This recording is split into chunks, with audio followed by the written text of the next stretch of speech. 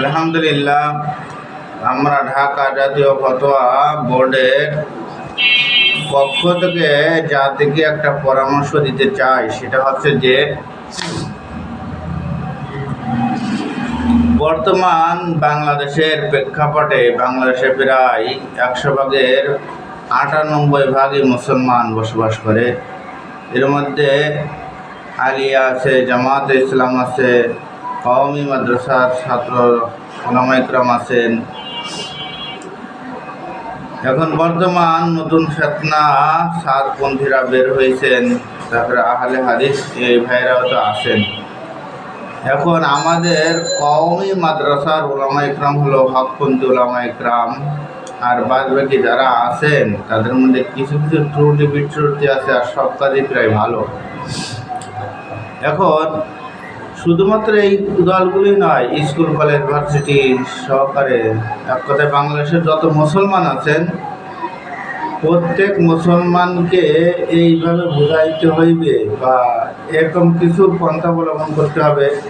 যেরকম আফগানিস্তান, তারা সব কিছু কোরআন হাদিস মোতাবেক দেশ চালায়, দিন যাচ্ছে, অর্থনৈতিক সফলতা লাভ করতে পারতেছে, বিশ্বের মানচিত্রে তারা উঁচু হয়ে দাঁড়াইতে পারতেছে। এটা তো ভালো, দেশপ্রেমিক। আমাদের বাংলাদেশ যদি উন্নত হয়ে যায় তাই এটা তো আমাদেরই হবে, এটা তো দেশের জন্য ক্ষতিকর না, দেশের জন্য ভালো। তা আমাদের এরকম বিশ্বের বিভিন্ন ইসলামিক রাষ্ট্র দেখে তারা কিভাবে এটা করছে, এই আমাদের ইবরাত হাসিল করা আমি প্রয়োজন মনে করি। আর এই সমস্ত যে দলগুলির নাম বললাম, এই সমস্ত দলগুলিকে বোঝাইতে হবে যে ভাই আপনারা তো মুসলমান, সঠিকতার দিকে ফিরে আসি, কোনো কাজে ঐক্য করা যায় কিনা।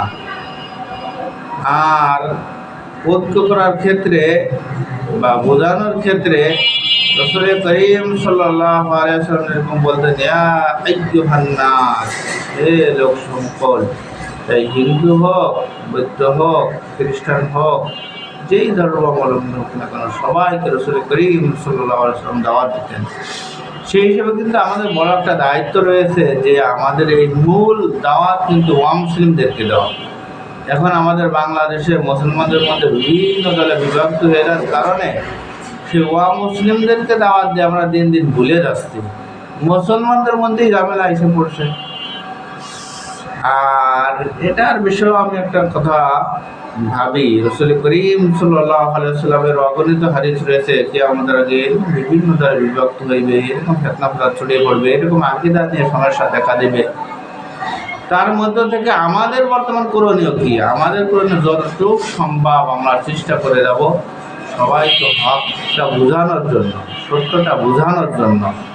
চাইছে জামাত ইসলাম হোক, চাইছে সাতপন্থী হোক, চাইছে আহলে হাদিস হোক, চাইছে স্কুল কলেজ পড়ুয়া জিনার শিক্ষিত হোক না কেন। আর একটা বিশেষ একটা বিষয় আছে, যারা এক ভাষায় বা এক শিক্ষায় শিক্ষিত তাদের কিন্তু অন্য শিক্ষার বিষয়ে শিক্ষিত করা বা বোঝানো সম্ভব। যেরকম কোনো জেনারেল শিক্ষিত মানুষকে কোরআন কিন্তু বোঝানো যায়, তারা যদি এক ভাষা জানে, তাদেরকে যদি আমরা কোরআনের কোনো একটা আয়াত বুঝাইতে চাই, বারবার যদি বুঝাইতে অবশ্যই বুঝে যায়, কারণ বাংলা শিক্ষিত।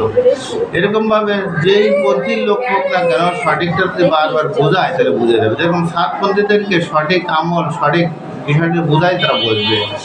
এরকমভাবে জামাতে ইসলাম তাদেরকে যদি আমরা সহি বিষয়টা বোঝাই তাহলে তারা কি বুঝবে। আল্লাহ তাআলা সবাইকে তৌফিক দান করুক।